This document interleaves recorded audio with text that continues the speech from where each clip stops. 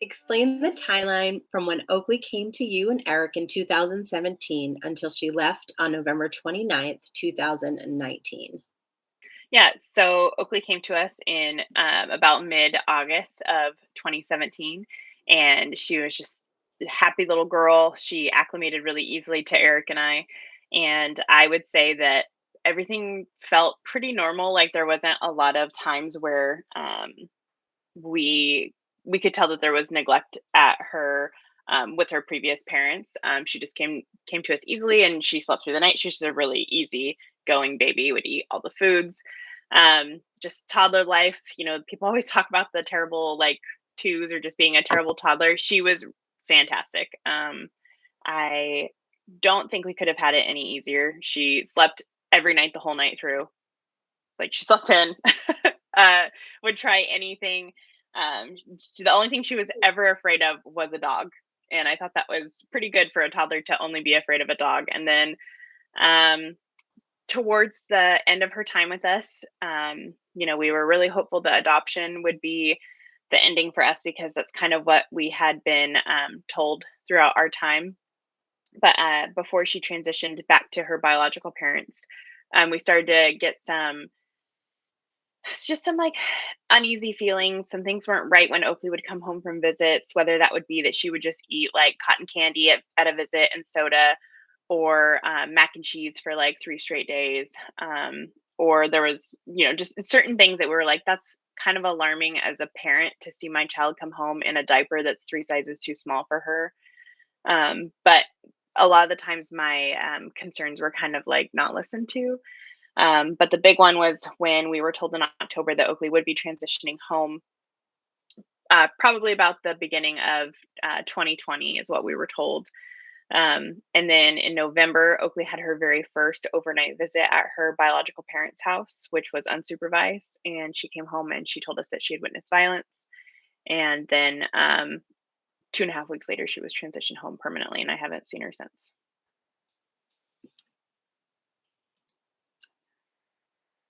How did you guys come about to foster Oakley? So my husband Eric and I were not foster parents. We had done the whole infertility thing for a while. We had reached out about foster care in the past, but we just never finished the paperwork because there is so much paperwork with becoming a foster parent, and we just kind of never finished it. And then I think we just both kind of thought, oh, well, we'll become parents when we become parents. And so one day in July, my husband Eric and I were sitting on a couch, and I got a text message from a former student that was like, "Hey, my hairdresser's grandbaby needs a place to go. Would you be interested in taking this baby? She's going to be up for adoption eventually." And I looked at Eric and I asked him, and I said, "What do you think?" And he said, "Yes, absolutely." And we just felt right about it. And that was kind of the start of how we became foster parents. When Oakley first came to you, what were some of the first feelings you had about her? I was so nervous. Like my one fear was putting her in the car seat without smacking her head, because I didn't know how to put a baby in a car seat. Um, I also, a lot of times when you are a parent, you have 9 months to kind of mentally prepare for this. And you also have 9 months or, that time to feel the baby grow in weight in your arms. And suddenly I was carrying around a 25-pound baby everywhere because she couldn't walk yet. So I had some upper body strength that I acquired from my first time with her. But I love my first night with her. I took her to my dad's, and then after that, Eric came home from work and we gave her a bath. And I just have like the sweetest pictures and memories of like our first night together as a family. And like the picture I have of Eric on the couch, he's feeding her a bottle and he's just crying because it's something that I think we'd wanted for so long. It was to become parents. I think we'd been married for 9 years at this point, together for 12. And so we just wanted to be parents so badly. And here we were finally like bottle feeding a baby. And there were multiple times throughout our almost 3 years with Oakley where Eric and I would say, "There's a there's a child asleep in the room next door. Like, can you believe that? So, it was just one of those things where it was hard to believe it was actually finally happening. That's really sweet. Mhm. Did any of Oakley's bio family members visit Oakley when she lived with you and Eric? Yes. So, her maternal grandmother visited, I would say maybe like 5 or 6 times. She came to the birthday parties, she came to Oakley's dance recital. We would also make an effort to, get the biological family members together, so, like, the siblings, anytime we could, get them together on, like, a holiday, or if we knew that one of them was in town, we would make the effort to bring them together.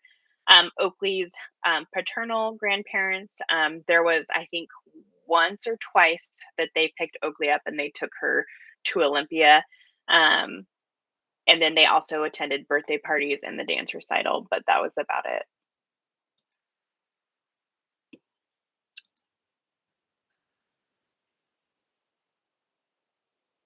Did Oakley have consistent visits with Jordan Andrew when she was under your care, or were the visits sporadic? What was the what was the visitation schedule? So it kind of depended. Like a lot of the time, they were consistent. So, every about twice a week there would be visits, but it depended on if like one of them was in jail or not. um, so if one of the parents was in jail, then like there wouldn't be any visits, or there was like a period of time where one of them was in jail and then the other one, Andrew, just stopped visitation. So just no communication, just went kind of like AWOL. We didn't know where he was. Um, and I've kept every single visit log ever. But I feel like what I consistently got was that the kids were like having fun with their siblings. But whenever Oakley would come home, it was a lot of junk food that she'd eaten, and so that would result in a lot of belly aches or um, a lot of times at visits. I know, especially in the beginning, Andrew and Jordan were late, and like if you're late for a visit, then like you do not get to have that visit. Like even if you're like a minute or two late, there was a lot of like different people that would be working for the visitation center. So like I felt like there was just a high turnover rate. So like a different driver every other week. So it was constantly where I wasn't meeting the same person that was observing my child with her biological parents. It was somebody new that was like, I'm here filling in, or oh, that person quit, or oh, that person got fired. Um, and they don't really know the situation. They didn't know what to look for either. How did Oakley feel about being around her biological parents?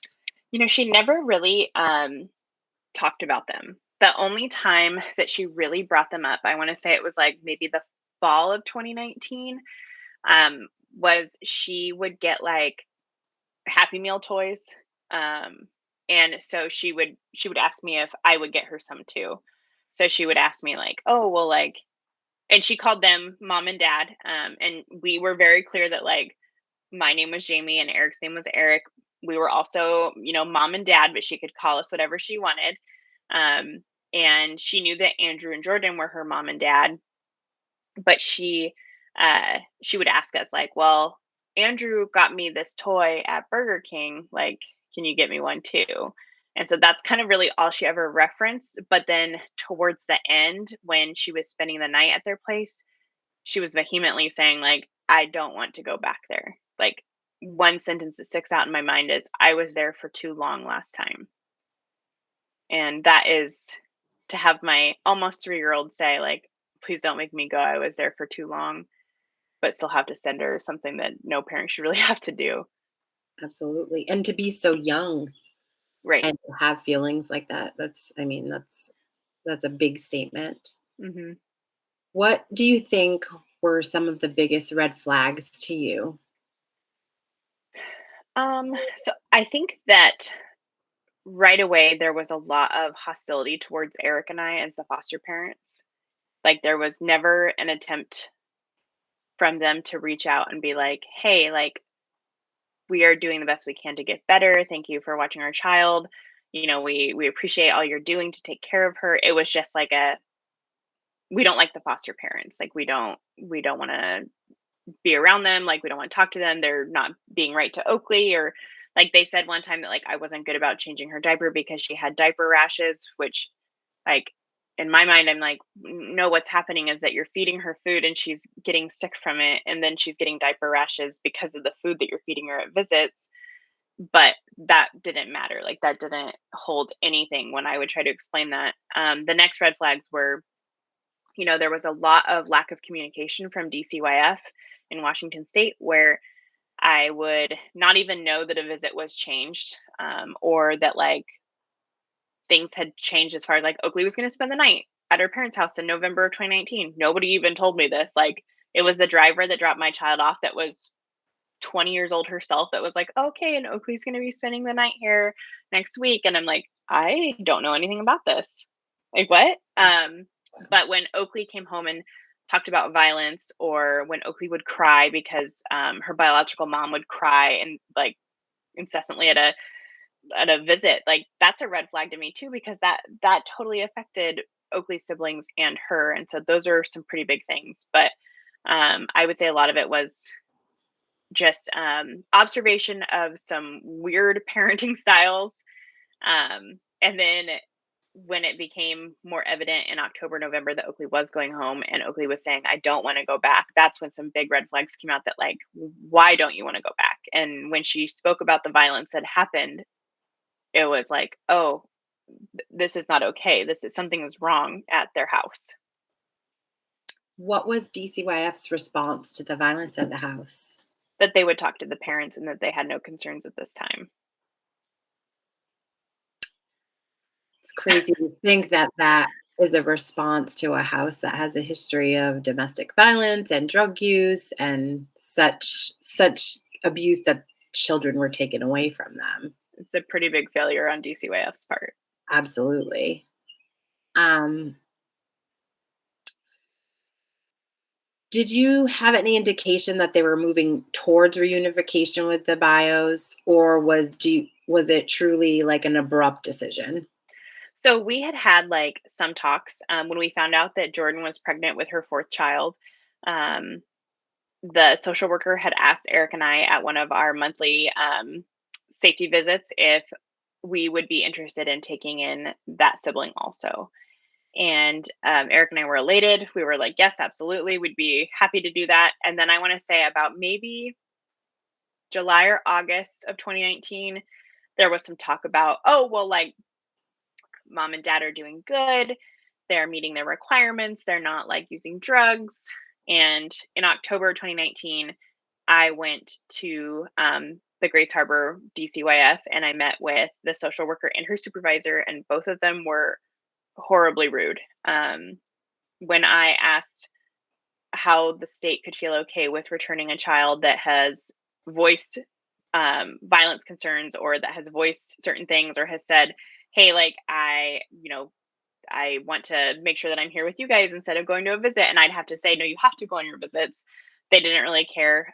When I explained that I didn't know how the state could return a child to parents that didn't have jobs, I was told that she's not my daughter and that being poor is never a reason to lose your children, which I agree that being poor is never a reason to lose your children. But I'm also like, you don't have your children. You haven't shown that you can support them, that you've done anything to fight to get them back, really. And even the drug classes, like, do we have verification that they completed those drug classes?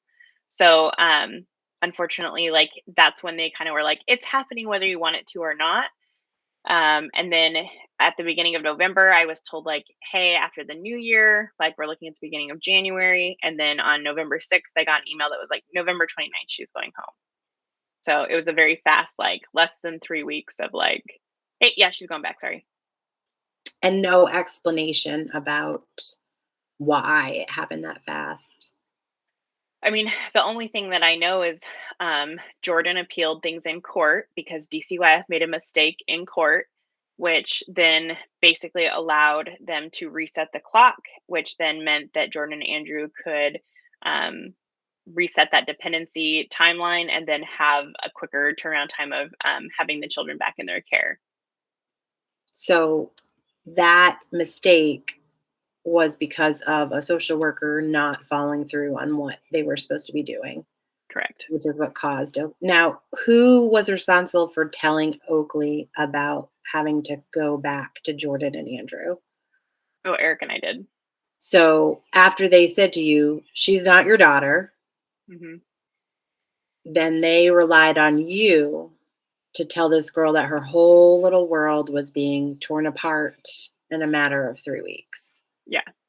Yep. And that was difficult because I couldn't do it without crying, and Eric Absolutely. couldn't do it without crying, and having your toddler see you cry upsets them, and so, like, that Mhm. was really hard to finally be able to tell her, like, "Hey, like, you're going to go live with them," and she'd be like, "But only for the weekend," and it's like, "No, like, you're gonna stay there," and, like, I don't think it quite registered with her that it was, like, a forever type thing. This is like, "No, this is, like, you're going to stay there now."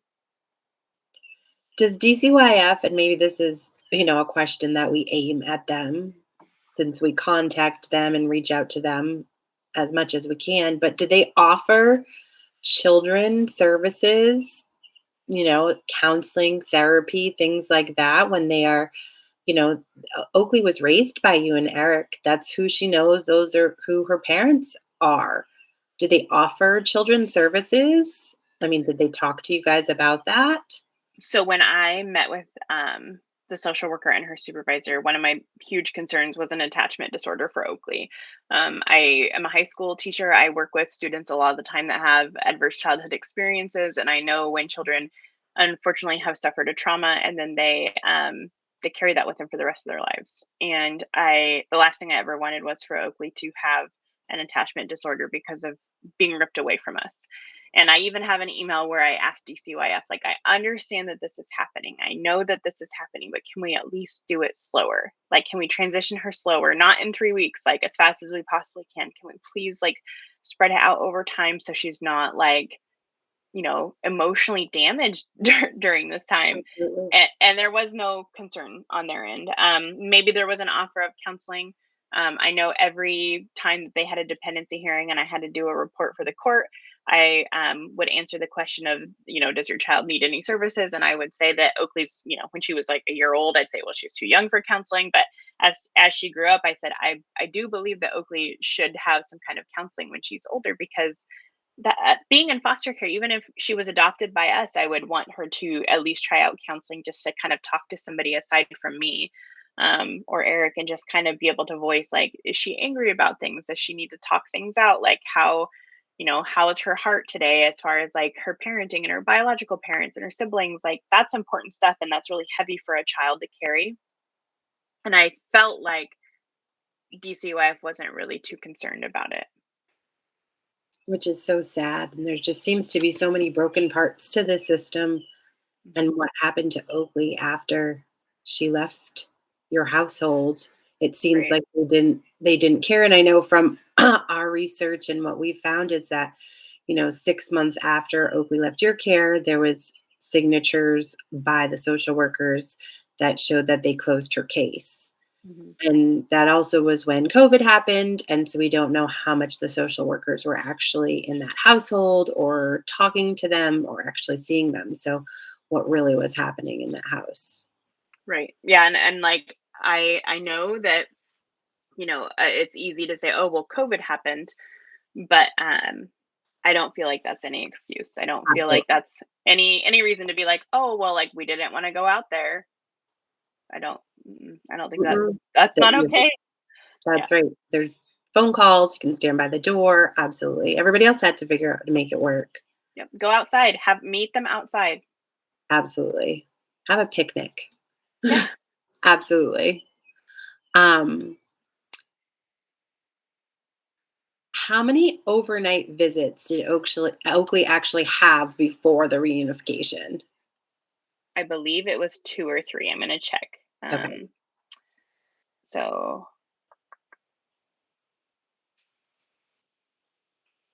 So her very first one was November 9th and 10th, and I know that because she loved my dance team, and my dance team was performing on the Veterans Day parade, and she was going to be dropped off after the parade, so she wouldn't get to see it. And so Oh, she was bummed that she had to miss my dance team perform and do the flag folding ceremony. So she spent the night there, the 9th and 10th, the 16th and 17th, and the 23rd and 24th. So she was there for a total of 6 full-time unsupervised days before she was returned permanently, okay. And which then is asinine. absolutely, to go that quickly. And then did Oakley have her own attorney to stand up for her best interests during this Sh process? she had a CASA, and, he was pretty much, non-existent during the case. We met him once, and in July, he called me and said, "Thank you for what you've done. Better luck next time. Don't get so attached next time either." And that was pretty much the end. Never heard from him again. And what should his role have been? He should have been out at my house at least once a month. He should have been out at my house checking in on Oakley, checking at like in at the siblings' homes. He should have been fighting for those children and what they wanted, and then reporting that to the court. And if you're a volunteer, I understand that we need volunteers for CASAs and guardian ad litems, but don't take on that role if you don't have the time to devote it to those children because those children really need somebody that can like support them and fight for them. Absolutely. Um, I absolutely agree with you because I mean, many people who are doing a lot of this are volunteers, but if you can't do the job, then you shouldn't be here because Oakley was relying on him, especially during those hearings, to do what was right. And would that CASA have stayed on during those following 6 months that she was back with Jordan and Andrew? I'm assuming so because he's the CASA still for the siblings right now. So Okay. yeah, and I hope he's doing a better job advocating for them during this time. I mean, I hope that everyone who's involved in this case right now would have, with the siblings, would be crossing their T's and dotting their I's a lot more, knowing what happened to Oakley and making sure that they are doing what's right this time. Right. Um, so that's a lot about Oakley and foster care. Is there anything that you wanted to mention about that before we move on to some other subjects of the case? I don't think so. Okay. Um, so the next subject that I wanted to talk about is when Oakley returned to Bowers and Carlson's care. Mhm. Um, so this is kind of an opinion question, and I want you to be as honest as you can. Why do you think that um, Jordan and Andrew wanted to reunify with Oakley and her siblings? What do you think their motive was? Honestly, like I throughout the process of having Oakley in our care, I learned that Oakley and or that Jordan and Andrew were very vindictive, and that they were manipulative, and that it was kind of a game for them. Jordan is very argumentative, and she will not lose. She will refuse to lose, and losing her children was a form of losing to her, and so she had to win. And so by her getting her children back, that was her basically saying like, see, I wasn't wrong, I win. And I don't think it was ever because she loved Oakley. I don't think there was ever any part of her that was like, I want this child back because I want to make sure that she has like the best life she can have, like I want to give that to her. I think it was solely like, I need to win. And unfortunately, I've heard that from a lot of people that know Jordan personally, and I feel that Andrew is just as guilty as that because he went along with it. And I think that for them, it was just a chip for them, and also they wanted benefits. They wanted those like dollars when it came to like getting Oakley's sibling Social Security and like getting help from the state. Absolutely. Have you heard anything about DCYF checking up on them post reunification? Or is it just kind of the big black hole that we all wonder about? I heard one thing, when the 6 months was up, supposedly the social worker went to their house and brought them a gift and was like, "Yay, you did it. I knew you could do it." And Oakley sat on the stairs in one of her princess costumes that Eric and I had gotten for her, and she was silent, sat on the stairs, wouldn't come downstairs, basically just had her face to the wall, didn't want to see the social worker. And then the moment that the social worker left, that Jordan, like, basically was like, "I never liked her," said some, like, curse words and was just like, "Screw her, like, I knew I could get my kids back," that type of behavior. Um, there's another kind of information that was put out there during in some of the articles that we kind of wanted to clarify with you, um, that we've researched. So a lot of the news articles in the beginning talked about Oakley attending school and like the bus stop coming, but that information is not true. So the next question is, did Oakley attend school in person? No, Oakley never attended school in person. She only attended school online for a short time. So there is the answer to that question. The news articles were incorrect. The bus did not come in. Yeah. Oakley's sister did attend school Mhm. in person, but she also took the bus not all the time either. No. They said occasionally she did, but so that is not a truth to that news article. Correct. Yep. um, did you ever see Oakley once she was returned to Andrew and Jordan? No. I have not seen her since November 29th of 2019. Um, Christmas 2020 is a key date in the timeline. So, can you tell us about what happened, what was shared with you, and what you did as a mandated reporter? Yes. So I was shown a photo of Oakley from Christmas of 2020. It looked like she had a black eye and scratches, and that was very concerning to me. Um, I waited. Um, I waited about a month before I called it in to CPS because I thought that the grandparents might call it in, and they did not. So I made the call. I believe it was January 26th of 2021. I made the call and I basically reported that I was a mandated reporter. I'd previously reached out to the police chief of Elma and I asked her opinion because I didn't want it to be like, oh, Jamie's only calling because she wants her kid back. That was not the reason. Um, and I also wanted to make sure that nobody else had called on it. So I waited. And then she said, yep, go ahead and call CPS. She said, I can't check on it because it's out of my jurisdiction. But if you call CPS, they should send a sheriff out there to check on Oakley and her siblings. So I called, I let them know about the black eye. I let them know that supposedly Andrew had just been fired on suspicion of drug use.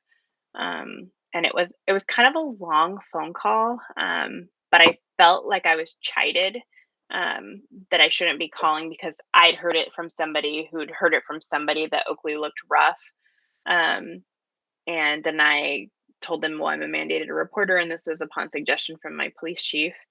And when I asked about the drug use, it was brought up that parents can use drugs. It's okay, like that they're using, not okay that they're using drugs, but they can use drugs, but it's when they harm a child that it becomes a concern of DCYF.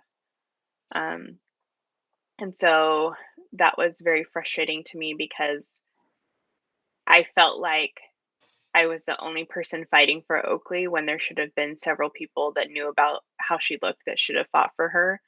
And I don't know why I had to do that. Absolutely, because she spent the day with her family members, and Hmm. there were people were showing the picture, but people weren't making the phone calls. Right. And that is what started the first concerns in 2021. Hmm. And then you had similar concerns. later in 2021, Right. um, when there was a fire at their house on November 6th. So let's kind of fast forward because then that was your next concerns about Oakley. So tell us what you heard in November. So I received some text messages with screenshots of their GoFundMe that they had put out. Jordan and Andrew had made a GoFundMe to help them recoup some funds from the damages in the fire. And immediately I was very alarmed that there was a fire. And I was really grateful when I read that the children were okay. Um, because my first thought was, oh my God, like, is Oakley hurt? Are her siblings hurt? And then I was upset because um, couches just don't look like that. Like that looks like a crack pipe explosion, or that looks like some kind of like drug related happening. And I was upset because I knew that there was some stuff going on that shouldn't have been going on. And I felt like when I called in January, nobody really cared. And here I am almost a year later, and I'm like, please follow up on this. Like something's not right. So I emailed the social worker and the supervisor that I had met with in 2019. And I just said, this is not okay. Like I'm very concerned. There's some enabling that has happened. And I know that things are not right. Please go check on them. And then I said, if something does happen to those children, it's going to be your guys' fault because I have tried several times to warn you and let you know that something is going on. And there was not a response, but I know that they received it because the social worker requested from her own personal email to access the Google images. And so she opened it. I know she opened it. And then I want to say a day later, I called CPS because I didn't hear back from them. Like I was hoping that they would at least say like, "We'll check it out," or "Thank you for the email. We've received this." Nothing from them. I never received anything back from the social worker or her supervisor. Um, and then I called CPS, and I bet you I was on hold for a total of like 45, 50 minutes, and the phone call was 5 minutes long. And there was a fire, there's a GoFundMe, I'm concerned. Please go check it out. I don't, this is not normal. And that was basically the end of that. I never reported the GoFundMe because I thought about it. I thought about saying, like, I think this is a scam, but I didn't report it because I was afraid that if I reported it and they did need that money to help Oakley and her siblings, that I'd be cutting Oakley off from getting food or clothing or toys. So that's where I was like, I don't want to hurt Oakley. So, Um, then let's talk about November 6th. So the actual date of November 6th. So, do you know what happened with the fire and when it happened? I just know that with the fire, it sounds like Andrew and Jordan had this fire. They fought it themselves. Oakley was not present in the fire. And it sounds like they they fought it for hours. Supposedly they did not call for help because they could not find their phones. um, they put it out, and then later, like hours later, Andrew called the Oakville Fire Department to let them know that a fire had happened, but it was put out, and he just wanted to report it.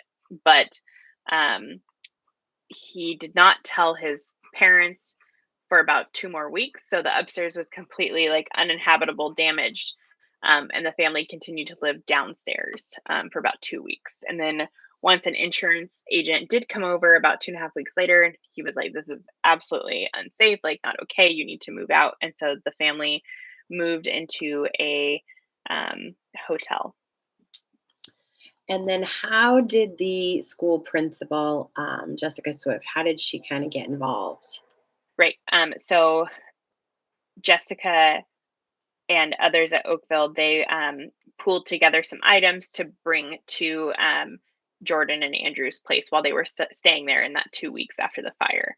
And so they dropped off clothing and food, and other items. And both times, I believe it was like 2 or 3 times that Jessica went out there. Both times she did not see Oakley. She would ask where Oakley was, but she would be told like Oakley's in her room or she's taking a nap or she's playing. And so she did not get actual eyes on her. She would see all the other children, but never Oakley. And then, um, just from what we know, talking to people who work with Jessica, Jessica is like truly a hero because her spidey senses were up and something was wrong. A lot of people kind of said that. So Jessica was able to plan a sleepover with Oakley's sibling and her daughter. They're around the same age. And Jessica was able to sit down and heard some information that was concerning. Do you want to talk about what Oakley's sibling said to Jessica? Yeah, so at first, her sibling said that Oakley was with Eric and I, which I wish was true, but was not. And then the second thing was that Oakley was no more. So there was no more Oakley. And so that was a huge red flag to Jessica. And I am so grateful for her because if she hadn't have like talked to her or hadn't questioned Oakley's whereabouts, I don't know if we would still know that Oakley's missing at this point in time. Like I know that the family was so reclusive that they probably just would have continued to stay home and do their normal thing and nobody would have noticed. So I'm really grateful for Jessica Swift. Jessica did like the exact thing that we ask like educators and doctors and people who work with children are supposed to do. So yeah, she's Right. an amazing person. Right. And so Jessica then called the police and asked for a welfare check. And that's where December 6th plays in. And December 6th is not only an important date because it is the day that Oakley was discovered to be missing, but it was also Oakley's birthday, Hmm. um, which is just a little bit harder on the heart when we think about it because it's not what you expect for a child's birthday to be about at all. Um, so they were staying at the Extended Stay America in Tumwater, and we know that the police knocked on their door, and Jordan pretended that Oakley was staying at the Carlson house, the Hmm. grandparents, and that she was not. Um, and then they left and they went back to 177 Bartell Road, where they were then arrested on manslaughter charges in connection with Oakley. So, can you tell us kind of what was happening on your end that day? Yeah. So I write down Oakley's birthday every year on my planner and calendar. So I knew that that was that day.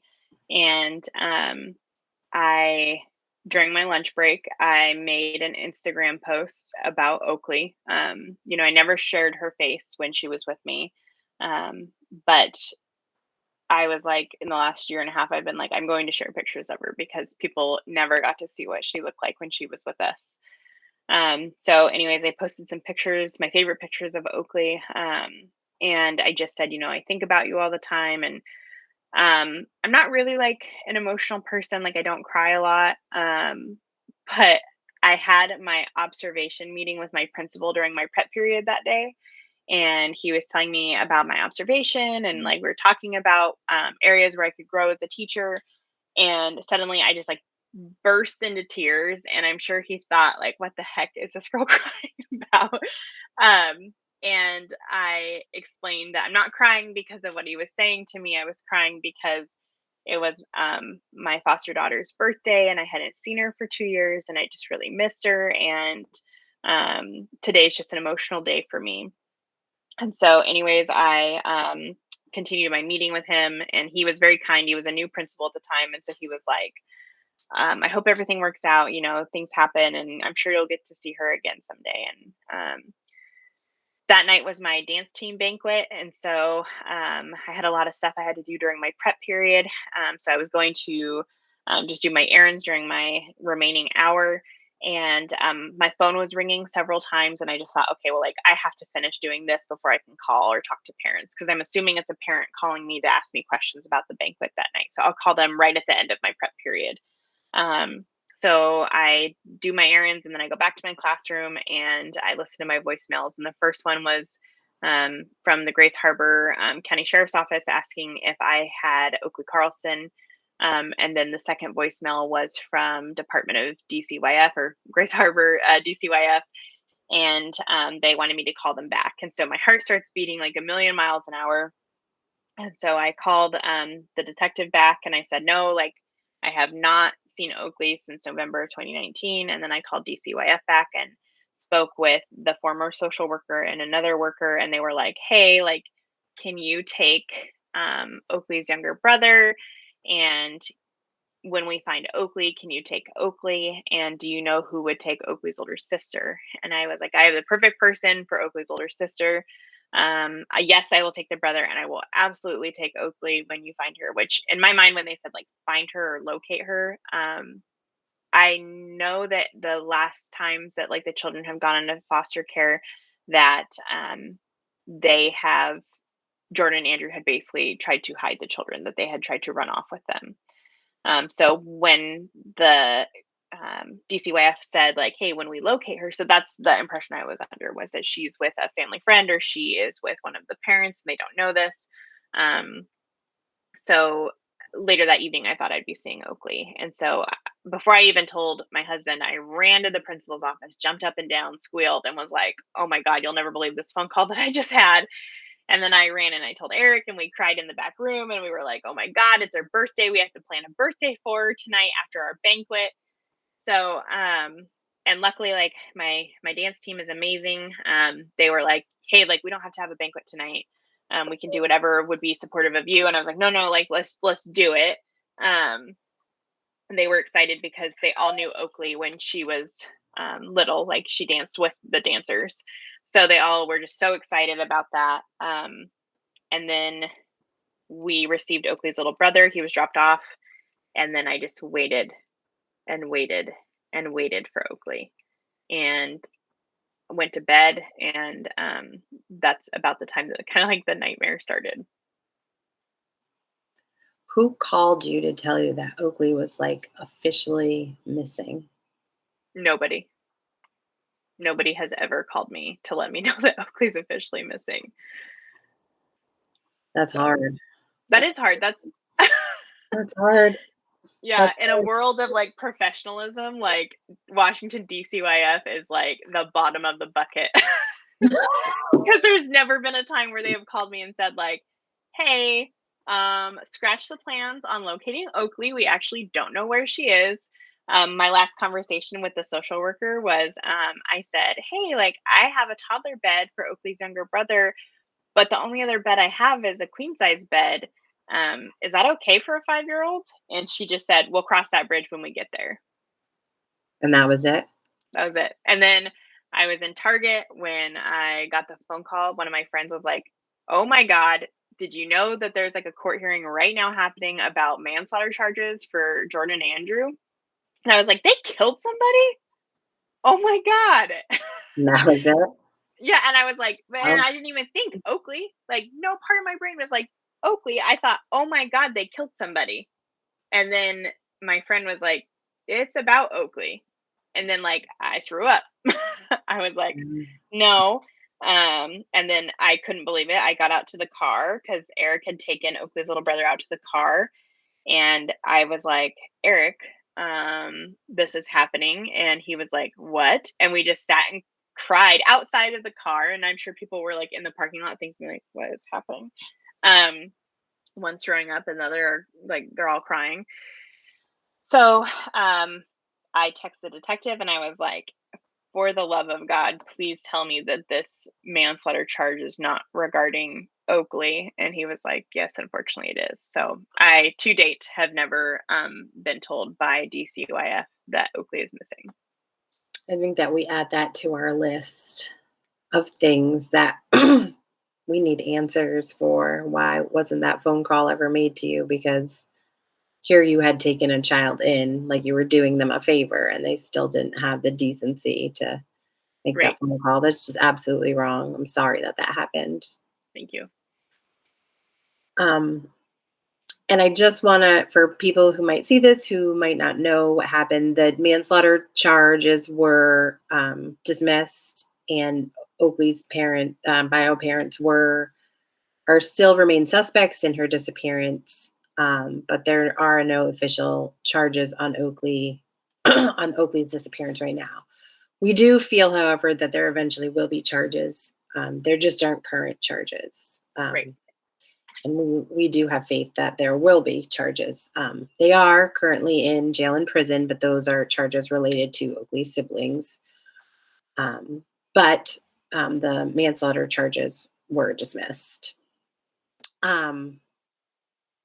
We did ask for some questions on Facebook. So one question that has come up quite a few times is, has there been any update on whether or not law enforcement has been able to obtain um, Andrew and Jordan's phone records yet? Um, so I don't think that we can answer that with any definite clarifications, but we're assuming yes. Typically, that information can come pretty quickly. We do know that they scratched one of their phones when they were arrested at the Extended Stay America, and we do know that they are looking at different locations that they've been in. So we do assume that those phone records have come in.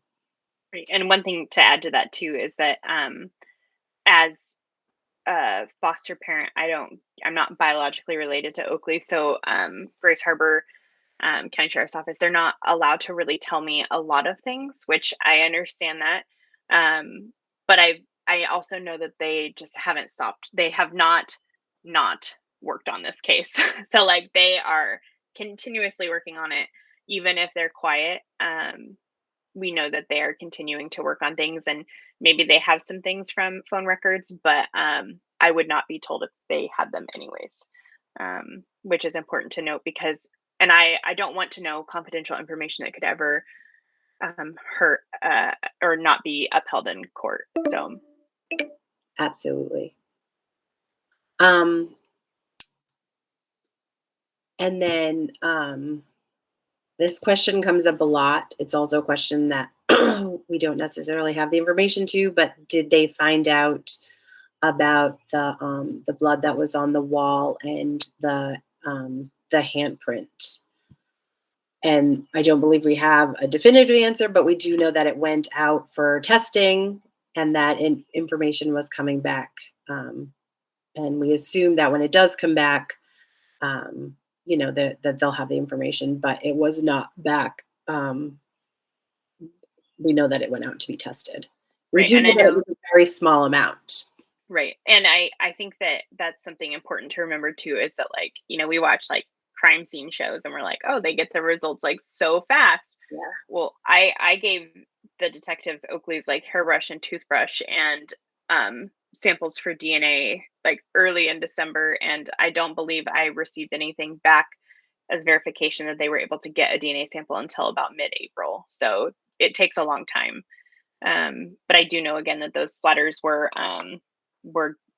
given out, or that they were given to the FBI. absolutely. And we do also know that Andrew and Jordan did meth, and that Andrew for sure had an issue with like thinking things were in his skin and had a knife and would try and cut things out of his skin. So this is all speculation, but we have read accounts that he was doing things like that to his body. So that could also be, it's all speculation, but that could be where it had come from as well. Right. Um, just putting that out there as well.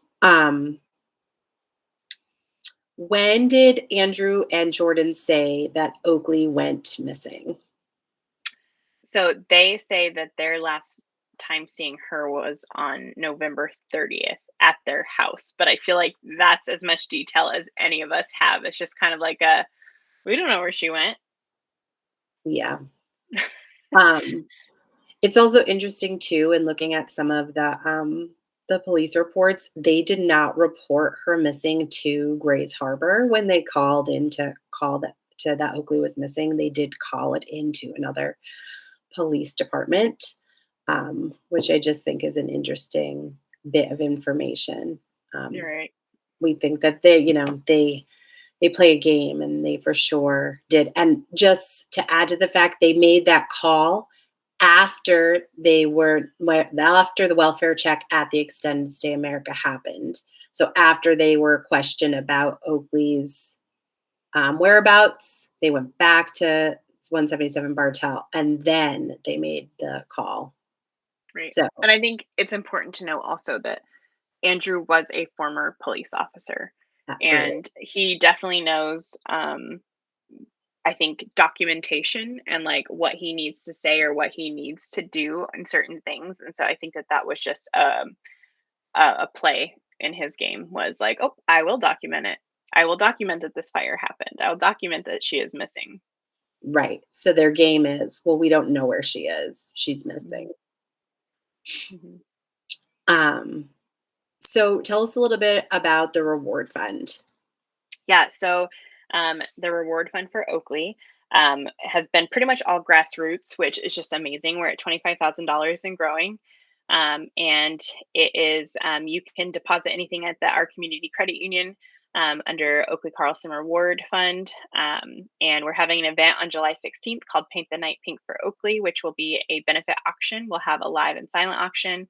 And we'll have some catered food, and we're going to have the whiskey wagon there. And we're really hoping to raise funds for Oakley's Reward, which our mission with the reward is to really hopefully entice anybody that has information about Oakley or her whereabouts that can lead to an arrest and charges that are related to her disappearance, that they would receive that money. And,